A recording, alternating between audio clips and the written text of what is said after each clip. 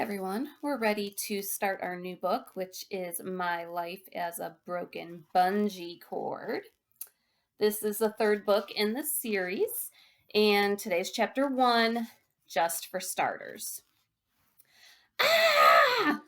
That's what you're supposed to say when you're falling toward the earth at a zillion miles an hour. And always being careful to obey the rules, I gave it everything I had. Ah! I wasn't sure where I was. I wasn't sure how I got there, but I had a pretty good idea where I was going. Something about the way the trees, houses, and ground all raced at me gave me the distinct impression I was about to make a distinct impression. The ground and I would soon become inseparable buddies. Then I heard it. Hey, McDougal! Hey, Dorkoid! I looked around. There was nobody in sight. Well, unless you count the bald eagle that was in a nosedive directly beside me. You talking to me? I shouted over the roaring wind. You see any other dorkoids? He called. I glanced around, and he had a point. So, he continued, you all ready for spring vacation? I looked at the ground. It was 300 feet away. It doesn't look like I'll be around for spring break. Why not? He asked. I'm allergic to dying. I break into a bad case of death every time it happens. The bird cackled. That's good, McDougal. You ought to write that in your next story. Yeah, I said, glancing back at the rushing ground, but I'm not that fast of a typist. Too bad. Listen, I don't want to be nosy, but exactly where am I? How did I get here? Get where? The bird asked, and as he began to preen his tail feathers. Here, ready to die. Oh, this, haven't you figured it out? Figured what out? It's a dream, the bird called. What is? This. How could I be talking? Oh, yeah, of course, a dream. Suddenly I felt more relaxed. I glanced back at the ground. It was still coming at me pretty fast. Listen, it's been a while since I've had one of these things. I forget when you hit the ground in a dream. Do you feel pain? Nah. Good. If you hit the ground in a dream, you die. Not so good.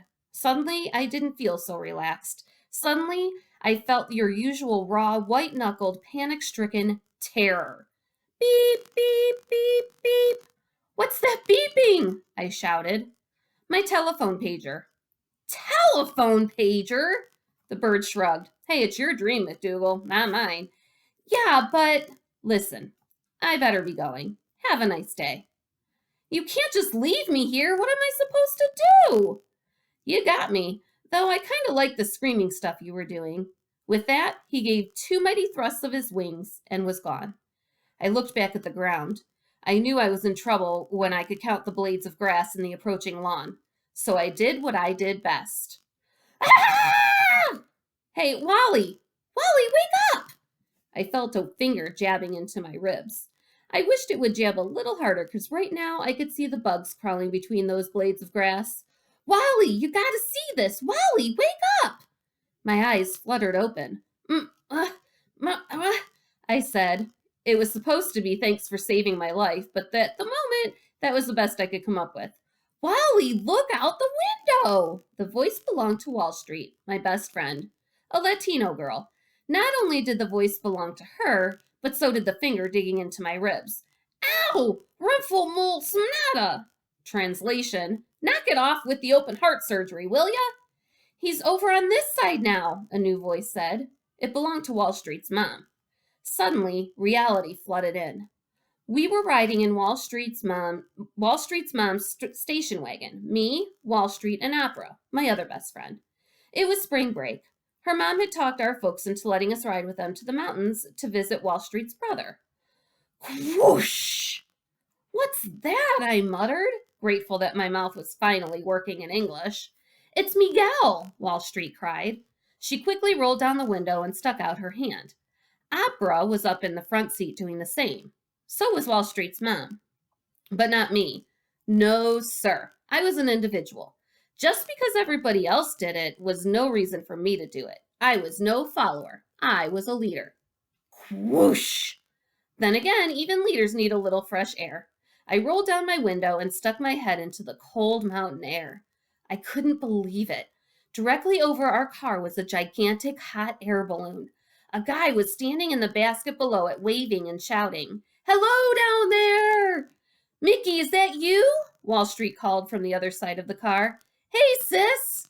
The guy reached up and squeezed a lever. Suddenly, whoosh! A giant flame leaped out of a burner thingy above his head. It shot half a dozen feet into the balloon, making it rise a little bit. When he turned it off, he shouted back down to us, "Tell Mama to take that left turn coming up, then follow me. There's a pasture a quarter mile ahead. I'll touch down there. My friend Kenny's already out there with the chase car." He squeezed the lever and it let out with another whoosh before he disappeared over the treetops. "That fool!" Wall Street's mom cried before rattling off a bunch of Spanish. Wall Street's mom always rattled off Spanish when she got upset. "I didn't know your brother flew hot air balloons," Opera shouted over the Walkman that was permanently attached to his ears. Wall Street grinned. Miguel's always trying weird stuff. It was good to see her grin about her brother. Usually, whenever his name came up, she'd get all quiet or just shrug. I guess there was a big showdown between her mom and brother a while back. He'd quit college, then run off to work at some mountain resort. Wall Street said his letters sounded like he didn't even believe in God anymore. She was pretty upset about the whole thing. First, her dad left, now her brother. I can't tell you how many times she brought up Miguel's name in Sunday school. It seemed to be all she ever prayed about. Suddenly, Wall Street's mom turned the car to the left. We skidded off the pavement and onto a gravel road. Besides speaking Spanish when she's upset, she also drives a little crazy. We pulled ourselves up off the floor and crawled back into our seats. "There he is," Opera pointed. "Dead ahead." It was like a dream, the way the giant balloon hovered in front of us, slowly dropping lower and lower. All the time, Miguel stood in the basket, carefully looking down, occasionally firing the burner thingy. We rounded a bend. Suddenly, we were at the field. Wall Street's mom hit the brakes. We hit the floor. She threw open the door and raced across the field after the balloon. "Mikey, Mikey, Mikey!" We crawled back up, shoved open our doors, and followed. Miguel's friend Kenny was also running toward the balloon. Not far away stood a rusty old pickup with a giant X painted on top. After Mama came Wall Street, then Opera, then finally yours truly. I would have been in the lead, but stepping on untied shoelaces and falling flat on your face tends to slow you down a little. "Watch out for this barbed wire," Wall Street shouted back to us. "Got it," Opera yelled as he sidestepped it. "What barbed wire?" I shouted. "I don't see any." Trip, tumble, tumble, poke, poke. Ow! I found it. Actually, it found me. Suddenly, my pants and the wire were one. Meanwhile, the balloon dropped lower and lower until finally the basket skimmed the bushes. A couple of nearby cows looked up a moment before returning to their afternoon grass snack. At last, the basket touched down and started dragging across the ground. "Mikey, Mikey, Mikey!" his mom kept shouting as she paced toward him. Miguel pulled a rope that opened the top of the balloon, and suddenly the entire thing began to collapse. Kenny was the first to arrive. He grabbed hold of the basket to keep it steady. Next came Miguel's mom. "Mikey, Mikey, Mikey!" He scrambled out of the basket and threw his arms, either to protect himself or to hug her. It was hard to tell which. "Mikey, Mikey!" "Ugh!" she grunted as they hit. "Ugh!" he groaned as they staggered under the blow. A second later, Wall Street joined them. Then Opera. The balloon was still inflated and flapping in the breeze. "Sis!" Miguel shouted. "You and your friend grab the canopy. Help Kenny here get out all the hot air." Wall Street and Opera hopped to it like pros. I would have hopped to it like a pro, but I was still hung up like a goon. I'd had a couple of minutes to get untangled from the wire, which, of course, meant I was more tangled than ever. Besides my pants, I'd now snagged my red sweatshirt, my socks, my shoes, my belt, even my wristwatch.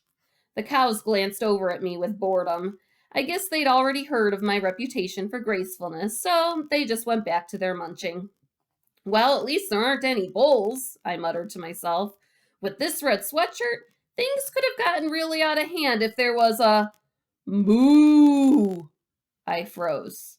Somehow that moo sounded a little too macho to be a cow. Moo! It also sounded a little too mean. I looked over my shoulder. Moo! Uh-oh. That's the end of chapter 1. Good cliffhanger to begin, huh, guys? Tomorrow is chapter 2, and it is called Bully for Me. So we'll have to see what that means tomorrow. Have a good one, guys. Bye.